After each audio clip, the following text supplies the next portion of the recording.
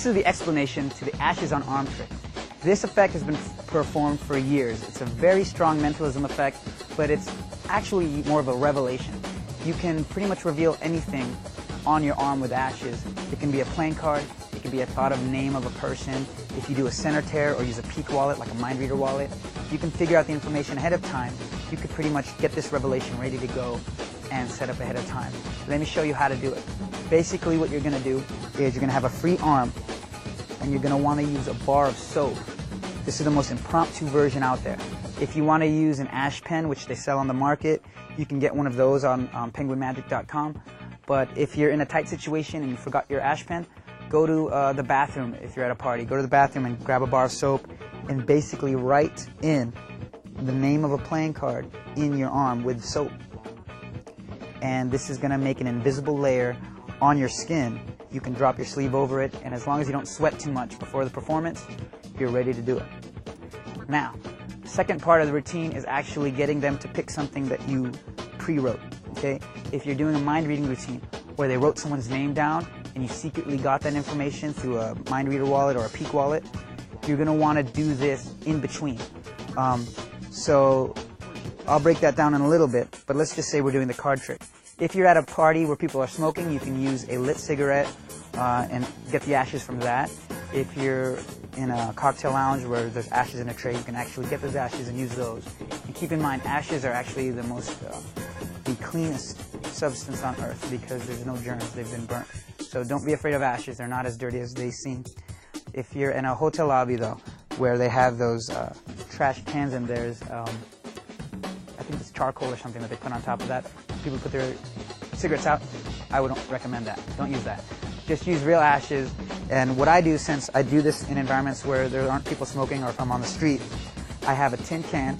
It's you can use a mint case, or they sell these in your grocery store, and they usually have mints in them. And I take a piece of paper, fold it up, and put that inside. I don't write anything on the paper.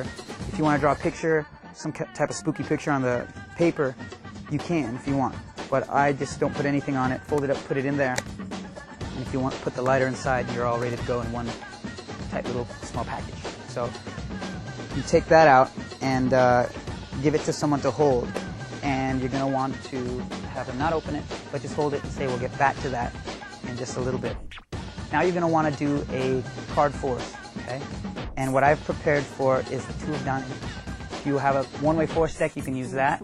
You can use a classic force, which is my favorite. But if you're feeling like you want to do this easily and you don't have to worry about it, just do a simple riffle force, okay? And let me show you how that works. You're going to want to go ahead and take the two of diamonds, put that on the bottom of the pack, and cut the pack using a swing cut. Put the bottom on top. There's the two of diamonds, but you're going to retain a break with your pinky. There's your pinky break, and this is standard stuff. If you want to get more into card magic and you want to learn about all these little techniques, check out Born to Perform. It teaches some excellent beginning techniques, including the pinky break and a bunch of other controls and forces which you can use for this effect. Okay? So you've got your little pinky break, and you're going to want to riffle down the side of the pack with your thumb, and you invite your spectator to call out stop. When they say stop, no matter where your thumb is, you reach over, covering the front of the pack, and pick up with the thumb in the back. Exposing the two of diamonds, you show that to them. Let them see the two of diamonds, and they can memorize it, show it all around the room, make sure you don't see it. Drop it back on top and let someone shuffle the pack or put the pack away without looking at it. All right, now everyone's thinking of the two of diamonds. Everyone in the room is concentrating on that one card. So all you have to do is take your tin and your lighter, build up the suspense as you open up the tin, or have them do it, and reach inside and pull out what they find. They're going to find this piece of paper. Take the tin, leave it open, and place that on the table or on the floor. And show them what's inside. Show that there's nothing on the paper, there's nothing inside, nothing written down. But you tell them to keep concentrating on their playing card, because you're going to make the name of their playing card appear. And you simply light that paper. Okay? When this paper is lit, be very careful that you don't burn yourself or you don't drop the paper and burn the rub, okay? Keep it right over the tin. Let the paper burn and produce ashes. If you're outside, be careful that there aren't gusts of wind coming through your performing area because you don't want the ashes blowing away. You need them. When you've made enough ashes or the paper is burnt enough, you kind of get that grayness of the paper. Make sure it's blown out and there's no fire. Lift up the sleeve and have someone hold your hand. It makes it a lot more intimate. When they're holding your hand, you can ask them to concentrate on the card. They don't see anything here, but when you take the ashes and rub them, pick them up, rub them all over your arm, that 2 of diamonds is going to appear on the skin as a dark script of that actual card. So once you have that figured out and you realize that, hey, you can do this with almost any revelation you want, all you pretty much need is a piece of paper inside a tin. If you want to use a playing card, you can, like a joker or a blank playing card. It's always good. But I recommend the paper. It produces more ashes and it's easier to burn. Okay? Take your tin, your lighter, paper, all inside, and that's your ashes and arm trick. All you need is a bar of soap, hit up the bathroom, and get yourself ready with any information that you might need. I recommend using an ash pen, which is sold in retail stores. You can get it on penguinmagic.com. People have recommended using chapstick because it's in a nice portable little case like lip balm. I've found that soap is the most effective and readily available source. Now, if you're going to do a mind reading trick where they think of someone's name, it's a touchy subject. Some people like to use a dead relative's name, or someone that's passed away, or someone that, someone that's in the other life. I don't like to get into that, but if that's your style, if you can find out the name ahead of time, all you have to do is write the name on your arm.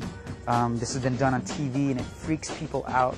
You can find out that information ahead of time, and if you're doing a stage show or a big show, you can have that person come up, and even though they wrote the name down and they're thinking of that name, you can ask them and say, earlier I asked you to think of someone's name that was no longer with us, am I right? And they'll say yes.